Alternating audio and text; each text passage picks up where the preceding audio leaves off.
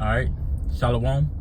I want to give all praise, glory, and honor to Yahweh, Bahasham, Yahweh Shai, Bahasham, Rakha HaKodash. Double honors to our apostles and elders of Great Millstone who does lead and rule well.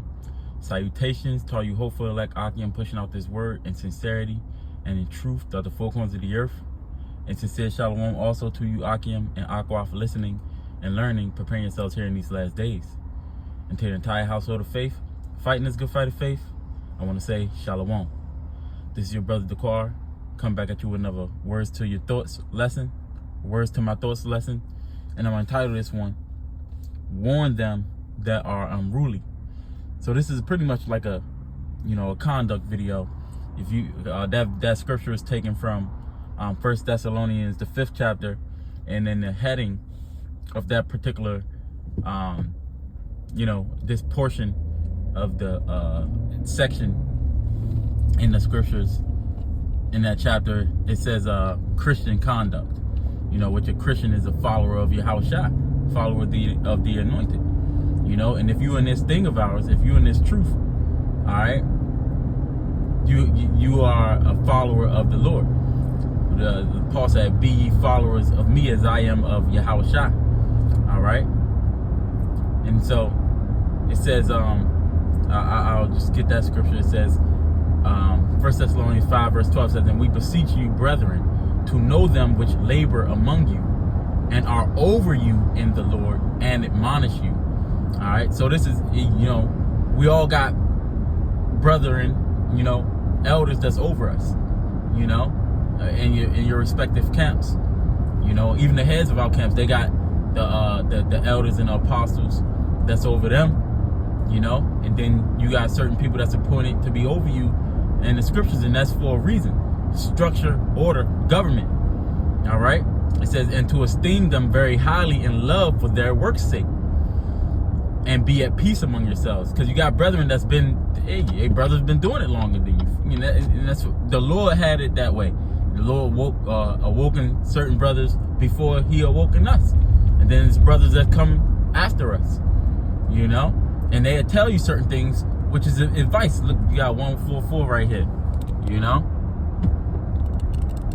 but it's for your own advice,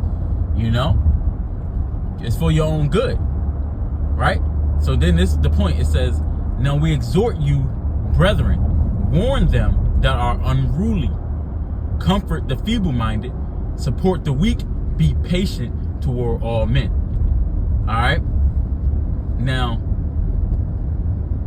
what does that mean? Because Paul, he was pretty much letting those early, brethren in the truth, because it's the same thing now, it says to warn those that are idle or disruptive, man. So it's important to address unruly behaviors. All right. Now, what does it mean to be unruly? This is the definition. This is just dictionary.com. All right. It says, hold up. Where is it? Oh, man. Salaki. Bear with me 1 second. I had the link and it didn't populate. It says difficult or impossible to discipline, control, or rule. Difficult to keep in place or in order. All right? Because you got, hey, you'll say something that's simple. Brothers think that it's just a simple thing. But Jake, that's self-will or headstrong, just going to keep on doing it their way. But certain things, certain rules, even if it's just a camp rule is put in place for a reason, man. That you might not be able to understand, but it's put in place for a reason, to keep order, to keep structure. And when you want to go outside of that, you messing that up. All right? Or you even got orders that the apostles bring down. These things is for reasons, man. Because what? The scripture say they watch for your souls, man. I believe that's Hebrews the 13th chapter, which I can get. But anyways, so essentially those that's the unruly are those who are out of order, man. And that's a military term that what describes a soldier that breaks the ranks, or they marching out of step, man. So that's a self-willed person that's going that wants to hold his own opinions or preference, man. And you got to warn those, because certain people, that's just, they just come in, they never been a part of anything that has structure, they not used to it. But then you just got certain people that's just unruly, and you gonna have to the point where you got to do away with them, cut them off. But certain people, they just need to be worked with, and that's why the scriptures talk about being patient towards all men, not rendering evil for evil, because maybe they mean well, but yeah, when you self-willed, man, sometimes that can lead to, or stems from pride, from arrogance, and it's a disregard for the Most High's will, man, in favor of your own desires. And that's what you got to watch out for, because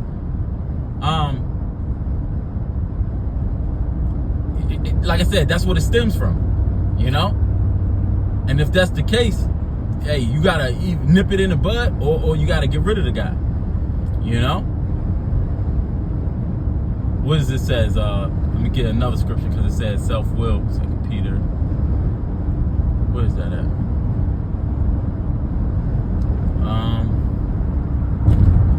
2 Peter 2 and verse I'm gonna start at 10. It says, but chiefly them that walk after the flesh. Alright, 1 second here. But chiefly them that walk after the flesh, in the lust of uncleanness, and despise government. Presumptuous are they, self-willed. They are not afraid to speak evil of dignities. Alright? Those is going to be the ones that's going to be reserved to the unjust, that's going to be reserved until the day of judgment to be punished, man. But it said, them that walk after the flesh of uncleanness, and they despise government. So if you despise government, where is that? Because I wrote something down. Oh man, I must have missed it. But if you despise government, you don't want nobody to rule over you, man. You don't want to have rule over you. You want to do your own thing. And if you want to do your own thing, then do your own thing. But this is a body that has order, that has structure. Because we got to be harmonious. This is how the things work smoothly. Okay? So, what else? It also mentions self-willed, unafraid to speak against the authorities, Let me see. I had something earlier. I want to find it. Give me 1 second here.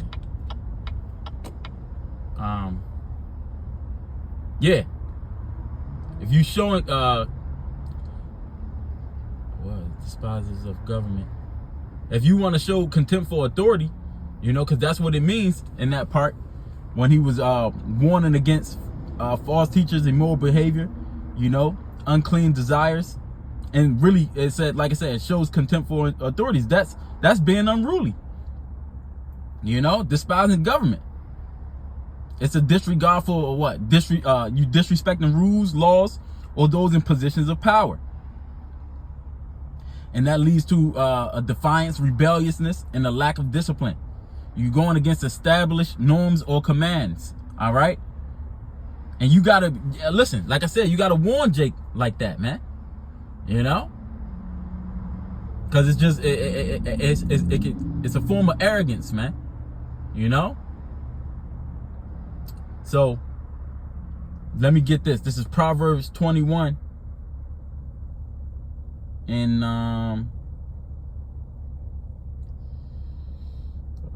think it's a verse. I think it's in the beginning. Oh, that's why. This is Proverbs 21 and verse in this. It says on life and conduct, right? And this is verse 2. It says, every way of a man is right in his own eyes, but Yahweh pondereth the hearts. So it implies that, you know, people you can be convinced of your own way, man, that your own way is right. But true judgment, it comes from the Lord. And he understands the heart's intentions, man. You know, and like I said, the Lord, the one who established certain men, certain leaders or rulers within your camps, man. You know, but you can get it into your mind that you always right. You know, you don't understand a particular thing. All right. Where's that? Titus. You know, Titus said that there's what is it? The first chapter, 1-10. Therefore, there are many unruly, and vain talkers and deceivers, especially they that are the circumcision. So look, as we be correcting others, right? We gotta correct out. I'm talking about when we on the streets and we correcting Jake, warning them. We gotta do that same thing amongst ourselves as well. You know. Hebrews 13:17. It says, obey them that have rule over you and submit yourselves. See, that's important. For they watch for your souls as they must give account, that must give account. You know, that they may do it with joy and not with grief. Let me pull in here real quick so I can finish this. You know, so they can do it with joy and not with grief, man. So you're not supposed to give your elders, all right, or those that are over you a hard time, you know, when they try and just keep you in order. Because like I said, it watches for your soul, man. You know, it says that they must do it with joy and not with grief, for that is unprofitable for you. All right. It's unprofitable for you. You see?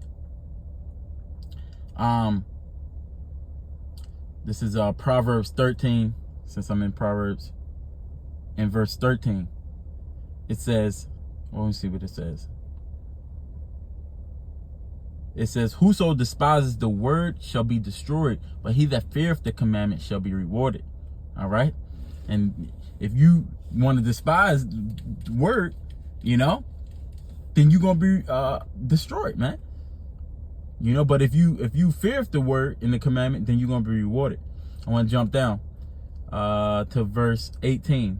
It says, poverty and shame, poverty and shame shall be to him that refuseth instruction, but he that regardeth reproof shall be honored. Okay? So the refusal to accept guidance is linked to negative outcomes, man. You know, in contrast, if you accept correction, it's going to lead to honor. All right. So you see how that works?